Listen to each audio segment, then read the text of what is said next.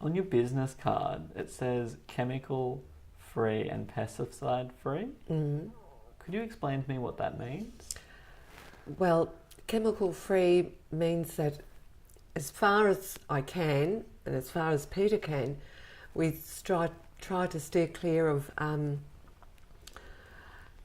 really, I suppose, chemicals that are really not all that healthy for human beings to ingest. There's a lot that are out there that are organically friendly or are certified okay for organic people to use. They're the ones that we use. They're a little on the expensive side, but well and truly worth it. I've experimented in the past with making my own pesticides using garlic, chili, any of the different combinations that I've been able to read up on. And you then dilute them and you spray those, but that's also hit and miss. It makes me feel good. I don't know that it really controls the pests as well as maybe some of the commercial preparations do. But as far as possible, we do steer away from them. We've experimented with the eggshell theory. What's that? I've never heard of the eggshell theory. The eggshell theory is that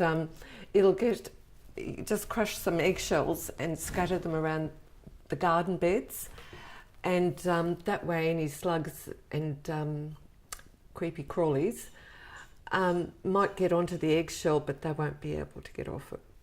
Because it's a little bit sadistic, really.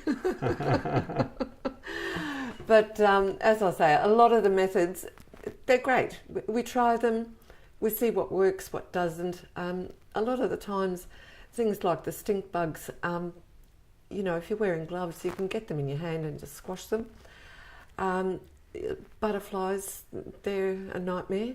Yeah, because once they lay their eggs, you know that you're going to have an infestation. So if you try and get to the source before it happens, that's really good. And so why have you tried to use the least amount of herbicides and pesticides or just agricultural chemicals as possible? Is there a specific reason? Only because they're quite detrimental, and a lot of them are detrimental to nature and the good insects, and you certainly don't want to upset the birds and the bees, which are just so important. And we've got heaps of bees around here, and you just don't want to use anything that's going to destroy that natural living habitat. Sure. And is it also because you eat the food?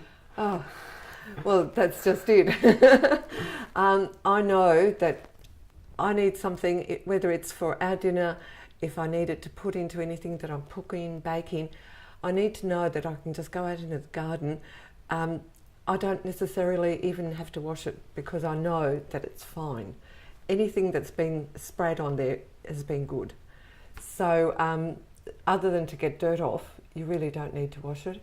And I think it's great for customers to know that it's grown as close as possible to the way nature would have it, with as little intervention as possible, except to keep it growing. Okay. So what would be the difference between how you do things and an organic farmer, say? I really don't know that there's a lot of difference, to be honest.